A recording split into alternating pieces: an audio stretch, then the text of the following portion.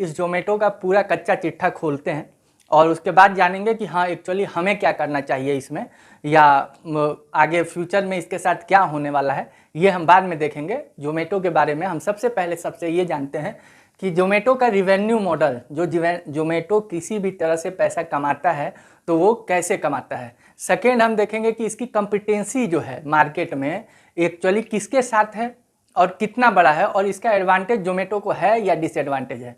Third point पे हम देखेंगे कि इम्पैक्ट क्या हुए जो कि जोमेटो अपने लिस्टिंग प्राइस से आज 52 वीक लो पे है, ठीक है। फोर्थ पॉइंट पे हम देखेंगे कि इसका फ्यूचर कैसा होने वाला है। ये सारे चीज़ हम देखते हुए उसके बाद फिर अंत में देखेंगे कि अभी जो है जोमेटो का जो भी स्टॉक प्राइस एक्शन है बाय वॉल्यूम या एक्शन वाइज, उसमें टेक्निकल एनालिसिस क्या कहती है और हमें क्या करना चाहिए वो हम लास्ट में देखेंगे। तो वीडियो में बने रहिए जोमेटो के कच्चे चिट्ठे को खोलने के लिए, ठीक है। वन बाय वन हम चालू करते हैं। तो जोमेटो, सबसे पहले हम ये समझते हैं कि एक्चुअली जोमेटो जो है वो नाम कहाँ से आया, ठीक है। जोमेटो का इजाद किसने किया। तो सबसे पहले हम ये जानते हैं कि जोमेटो जो है ऐसे 4-5 लोग बैठे हुए थे। एक्चुअली हम लोग देखते हैं ना, कभी भी किसी रेस्टोरेंट में जाते हैं तो ये ट्राई करते हैं, ज़्यादातर मेन्यू टाइम में हम लोग डिस्टर्बेंस होते हैं, यार तू ऑर्डर कर दे भाई, तू ऑर्डर कर दे, देख ना यार कुछ भी ऑर्डर कर, हमें कुछ नहीं सूझ रहा है। तो इस चीज़ से बचने के लिए कुछ 5-6 जो ग्रुप थे उसमें एक दीपेंद्र जी नामक इंसान थे, उन्होंने कहा कि ये जो हमारा टाइम लैप्स होता है तो इसके लिए उन्होंने एक वेबसाइट बनाई और उसमें फूड मेन्यू लिस्टिंग वाइज रख दी। तो उन्हें देखा कि इसमें कहीं ना कहीं ट्रैफिक जो है ज़्यादा हो रहा था, तो उन्होंने 2008 में ये चीज़ चालू किया था और 2015 में फूडी बे नाम से ये चीज़ हुई थी और अंत में आके ये जोमेटो नाम इसे दिया गया। करेंट सिनेरियो क्या है दोस्त, तो इंडिया की सबसे बिगेस्ट जो फूड डिलीवरी कंपनी है वो है जोमेटो। ओके, तो आपको ये पता चला कि जोमेटो कैसे। अब आते हैं सेकेंड चीज़ पे कि जोमेटो जो है वो रिवेन्यू जनरेट कैसे करता है। तो सबसे पहले हमें ये समझना होगा कि जोमेटो का जो रेवेन्यू जनरेशन है वो फर्स्ट नंबर पे आता है कि रेस्टोरेंट का जो भी लिस्टिंग है, ठीक है, वो इस पर रिव्यू करते हैं। कि रिव्यू मतलब इनकी जो विजिबिलिटी है वो बढ़ जाती है। हम मान लीजिए कि आप कोई रेस्टोरेंट खरीदे हैं, बाई चांस कि आप कोई एक रेस्टोरेंट खरीदे हैं, तो उसका एडवर्टाइजमेंट या कहीं अप रोल पे यानी सबसे अपलिफ्ट पे रखना है, तो हम क्या करेंगे कि उन्हें कुछ रेवेन्यू देंगे जिससे कि हमें एडवांटेज मिलेगा कि कस्टमर जो है हमें सबसे पहले देखें या हमारी रेटिंग सबसे अच्छी हो। तो उसके थ्रू जो भी आता है वो रेस्टोरेंट रेवेन्यू रिव्यू करके जोमेटो को रेवेन्यू जनरेशन होता है। सेकेंड पे आता है जोमेटो प्रो। सेकेंड क्या आता है रेवेन्यू, इसकी जो वो है वो जोमेटो प्रो है। जोमेटो प्रो में क्या होता है कि इसमें हमें जो है पेड मेंबरशिप करना रहता है। जैसे मान लीजिए कि हम यदि उसका पेड मेंबरशिप लिए हुए हैं तो हमें कुछ फ्लैट डिस्काउंट मिलेंगे एक स्पेशल रेस्टोरेंट को लेकर। इसमें 1.7 लाख मेंबर्स हैं, ठीक है, इसमें 1.7 लाख मेंबर लिस्टेड हैं। तो यहाँ से भी कहीं ना कहीं जोमेटो जो है वो अपना रेवेन्यू जनरेट करती है। थर्ड पे आते हैं, इसका एक कंपनी है हाइपर प्योर नहीं, Zomato pure, Zomato hyper pure. तो ये कंपनी जो है ये क्या करती है कि जो भी अपने रेस्टोरेंट है जो लिस्टेड है जोमेटो पे, उसे एक रॉ मटेरियल सप्लाई करती है। क्या करती है, रॉ मटेरियल सप्लाई करती है ताकि उसको वो चीज़ अवेलेबिलिटी हो और एक विजिबिलिटी और एक गुडविल बन पाए जोमेटो और रेस्टोरेंट के बीच में।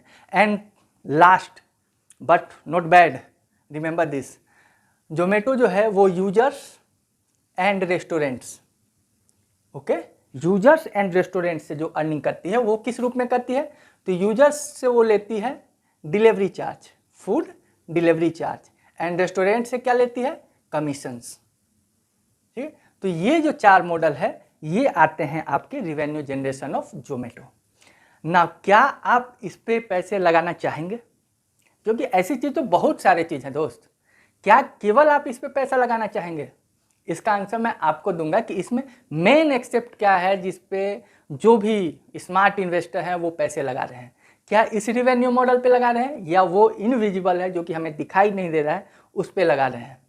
तो वीडियो में बने रहिए, मैं आपको ज़रूर बताऊंगा कि एक्चुअली क्या स्मार्ट इन्वेस्टर देख रहे हैं जो जोमेटो में नॉर्मल इन्वेस्टर नहीं देख पा रहे हैं, ठीक है। और जोमेटो नॉन प्रॉफिटेबल बिजनेस होने के बाद भी अभी स्टैंड बाय मोड में बना हुआ है, ठीक है। वन बाय वन समझेंगे। अब सेकेंड चीज़ पे आते हैं इसकी कंपटीशन। तो जब हम बात करते हैं कभी भी कॉम्पिटेंसी का, तो कॉम्पिटेंसी हमेशा केवल अभी का सिनेरियो नहीं बतलाता। कॉम्पिटेंसी में हमें ये भी देखना रहता है कि पास्ट कॉम्पिटेंसी कितनी थी, इन सिनेरियो में कॉम्पिटेंसी कैसी है और फ्यूचर में कॉम्पिटेंसी कैसी होने वाली है। तो सबसे पहले हम पास्ट में समझते हैं। जब जोमेटो इस लाइन में आया था, इस बिजनेस में आया था, तो हमें लगता है और आप भी सुने होंगे कि कई ऐसे प्लेयर्स थे जो जोमेटो के साथ खड़े थे, जैसे कि उबेर ईट्स, फूड पांडा, स्विगी, जोमेटो और न जाने 2-3 और थे जो कि अभी आपको दिखाई नहीं दे रहे होंगे। लेकिन फिलहाल की सिनेरियो में क्या है, जोमेटो एंड स्विगी ये 2 बच गए, बाकी सब कहाँ गए किसी को पता नहीं। तो इससे पता चलता है कि जोमेटो अभी कहीं ना कहीं अपने पैर को सही तरह से जमा चुका है। लेकिन अब बात आती है फ्यूचर कॉम्पिटेंसी। फ्यूचर कॉम्पिटेंसी में हमें एक और नए प्लेयर की अंदाजा है और कहीं ना कहीं वो बेंगलोर में धीरे धीरे स्टेबल होते दिख रहा है, अमेजॉन की।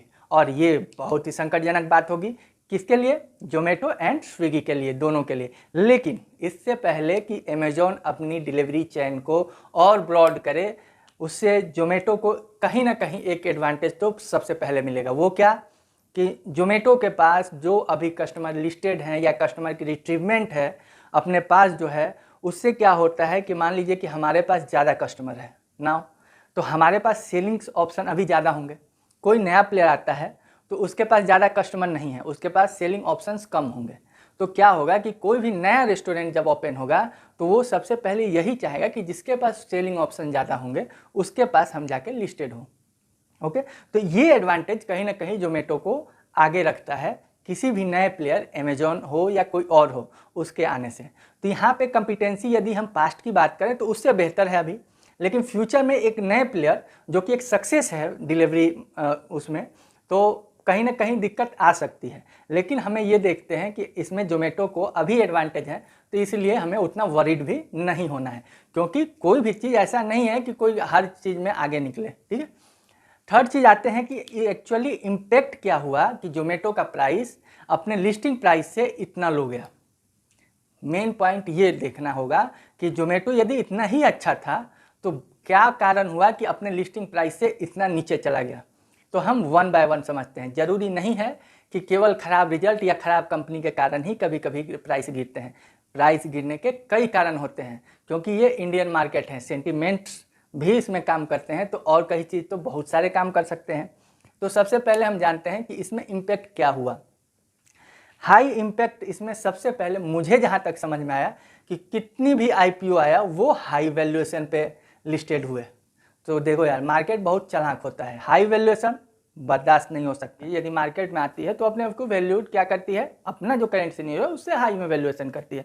तो मार्केट भी उतनी चालाक है, बेवकूफ़ तो है नहीं। आप आए और वो भी नॉन प्रॉफिटेबल बिजनेस लेकर और वैल्यूएशन इतना हाई, तो उसको चेकआउट करके सही जगह पे सही औकात पे रखने की नज़रिया रखती है मार्केट। तो वो हाई वैल्यूएशन हमें भी लग रहा था, लोगों को भी लगा, इसलिए प्राइस ब्रेकआउट होकर अभी कहाँ पे 45 पे। तो ये हाई वैल्यूएशन था और कहाँ पे गई थी तो 169, जो कि अपने लिस्टिंग होने के कुछ ही दिन बाद अपने ऑल टाइम हाई 169 पे गई थी। तो ये चीज़। सेकेंड जो सबसे इम्पैक्ट रोल किया वो था US इन्फ्लेशन।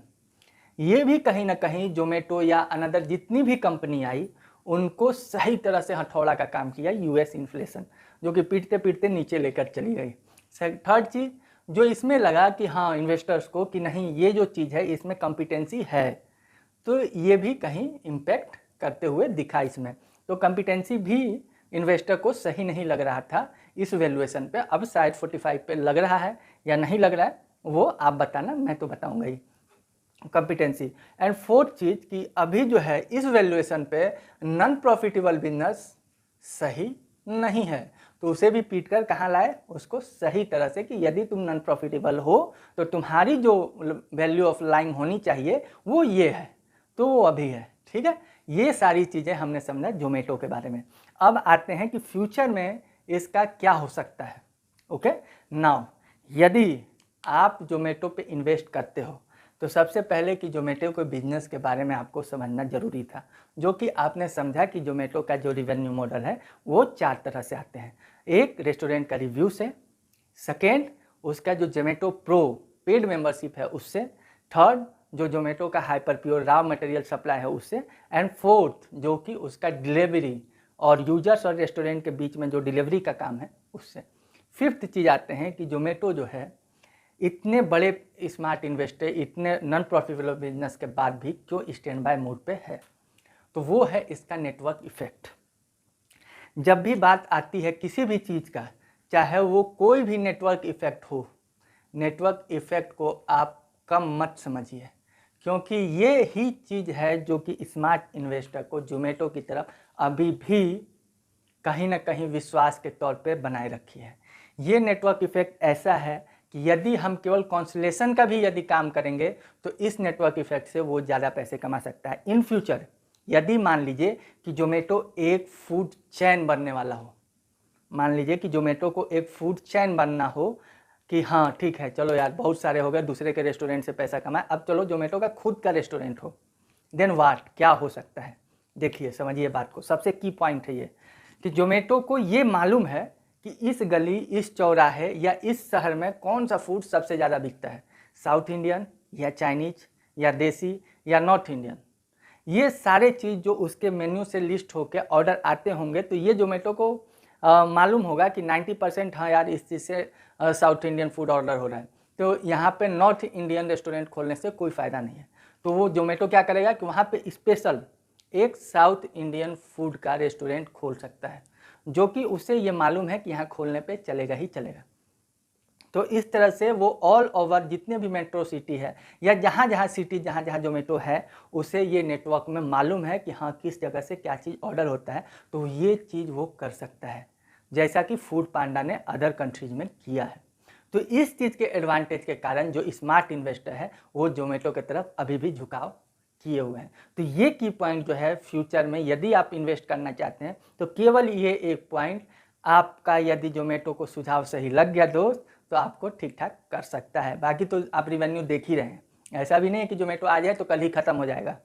ठीक है, टेक्निकल एनालिसिस की यदि हम बात करते हैं तो वैसे मुझे टेक्निकल एनालिसिस में ज़्यादा रिलायबल नहीं होता, क्योंकि टेक्निकल एनालिसिस कभी भी आपका फ्यूचर प्लान या फ्यूचर ग्रोथ को 10 साल, 5 साल, 7 साल का नहीं बतलाता। बट टेक्निकल एनालिसिस से हमें ये पता चलता है कि क्या ये पोजीशन है हमें बाय करने का, या इस प्राइस से भी नीचे हम बाय कर सकते हैं। इसलिए ये नहीं कहना चाहिए कि किसी भी fundamental right and technical wrong या टेक्निकल राइट या फंडामेंटल रॉन्ग, दोनों का अपने अपने जगह पे एक सही मायने होता है। इसलिए टेक्निकल एनालिसिस आप हमेशा चेक करें ताकि आपको प्राइस एक्शन और सही प्राइस पे बाय करने का एक सुझाव मिले। तो टेक्निकल एनालिसिस के थ्रू हमें ये देखने को मिल रहा है कि कहीं ना कहीं ऑपरेटिंग प्रॉफिट जोमेटो का बढ़ा हुआ है। ठीक है, ऑपरेटिंग, वैसे तो ओवरऑल टेक्निकल एनालिसिस हम यदि बात करें तो ये हमें देखता है कि पूरा बियरिश है। तो हम क्या करेंगे कि यहाँ पे वेट एंड वॉच का सिनेरियो करते हैं, लेकिन वेट एंड वॉच का मतलब ये नहीं होता कि 0% स्टेक से हम वेट एंड वॉच करेंगे। एटलीस्ट मान लीजिए कि हमें अपने पोर्टफोलियो वेटेज का 2% इन्वेस्ट करना है जोमेटो पे, तो हम क्या करेंगे कि 1/4 ऑफ 2%, दैट अपने पूरे पोर्टफोलियो का 0.25% वेटेज का स्टेक अभी ले लेते हैं एंड देन वेट करते हैं कि हाँ अब क्या प्राइस एक्शन होता है, क्योंकि फुलिश जो है वो बियरिश मोड में अभी यहाँ पे जोमेटो है। हो सकता है इससे नीचे जाए तो हम और इन्वेस्ट कर सकते हैं, यदि ऊपर जाता है तो ठीक है वहाँ इन्वेस्ट कर लेंगे, ऊपर गया तो हमें कम से कम अपने लॉस तो नहीं होंगे। यदि नीचे आता है तो अपने लॉस को एक लिवरेज देने का काम कर सकते हैं और वो बढ़ा के। ठीक है, अब आते हैं हम इसके कुछ फंडामेंटल टेक्निक्स के बारे में कि हाँ इसकी जो सेल्स ग्रोथ है वो क्वार्टर ऑन क्वार्टर कहीं ना कहीं बढ़ते हुए हमें दिख रही है। सबसे फर्स्ट पॉजिटिव जो पॉइंट है, ऑपरेटिंग प्रॉफिट हमें इसके अच्छे दिख रहे हैं। रिवेन्यू ग्रोथ जो कि थोड़ा बहुत निगेटिव इम्पैक्ट है कोविड-19 के बाद, कोविड-19 में सबसे ज़्यादा इम्पैक्ट इसे हुआ। देन वाट, कोविड-19 के बाद जितना ये कस्टमर का रिट्रीवमेंट खुद जोमेटो किया है उतने अदर्स जो फूड डिलीवरी हैं वो नहीं कर पाए। तो ये एडवांटेज कहीं जोमेटो को हमें ये दिखता है कि नहीं, ये एक एक्चुअली एक्टिव जो कॉम्पिटेंसी है उसको बीट करने का इसमें दम है। तो ये सारे पॉइंट को देखते हुए मुझे लगता है कि जोमेटो पे watch and wait and watch का सिनेरियो होना जरूरी है। आपको क्या लगता है आप बताइए। फिलहाल मैं कल इसे 0.25% ऑफ वेटेज से बाय करूंगा अपने पोर्टफोलियो के लिए, एंड उसके बाद जिस दिन हमें लगा कि हमें स्टेक बढ़ाना है एक शॉर्ट्स वीडियो में मैं आपको उसका भी व्यू दूंगा। तब तक के लिए